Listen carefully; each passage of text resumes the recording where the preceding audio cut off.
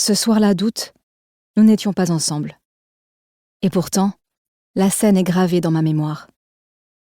La pluie tombait. Finny conduisait la voiture rouge offerte par son père le jour de ses 16 ans. Il allait en avoir 19.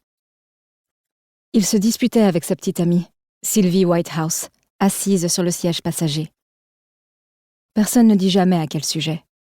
Pour tout le monde, ce détail n'a pas d'importance. Mais ce que tout le monde ignore, c'est qu'une autre histoire se glisse sous celle-ci.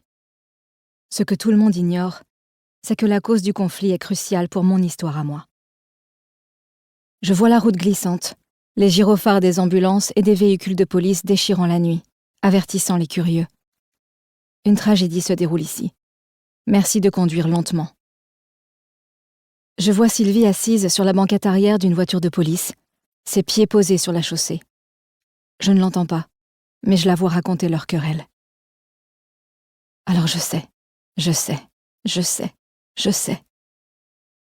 Si nous avions été ensemble, tout aurait été différent. Je les vois dans la voiture. Le déluge, le paysage et la chaussée trempée. Ils traversent la nuit. Ils se disputent. Finny est sombre, distrait. Il pense aux raisons de cette dispute. La voiture vire soudain à droite et l'arrache à ses pensées. Il veut corriger la trajectoire et braque trop fort. J'imagine le cri de Sylvie. Ce n'est pas la faute de Finny, c'est celle de Sylvie.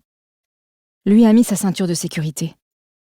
À cause du choc, Sylvie traverse le pare-brise et vole dans la nuit. Fait improbable, miraculeux, elle ne souffre que de coupures mineures au bras et au visage. C'est difficile à croire, et pourtant c'est vrai. Je vois son corps en apesanteur, ses bras qui battent au ralenti. Ses cheveux ensanglantés et maintenant trempés de pluie, ondulant derrière elle comme ceux d'une sirène. Sa silhouette se découpant à la perfection dans la nuit noire. Puis elle vient heurter le bitume dans un claquement brutal et perd connaissance. Finny n'a rien. Il est sous le choc, respire fort et regarde dans la nuit. Lui aussi semble en apesanteur. Il a l'esprit vide. Il ne sent rien, il ne pense à rien. Il n'entend même pas la pluie. Il existe, indemne. Reste, je lui chuchote. Reste dans la voiture, reste dans ce moment. Il ne m'écoute jamais. Pour continuer à écouter ce livre audio gratuitement, cliquez sur le lien dans la description et vous pourrez l'écouter en entier sans frais grâce à l'essai de 30 jours d'Audible.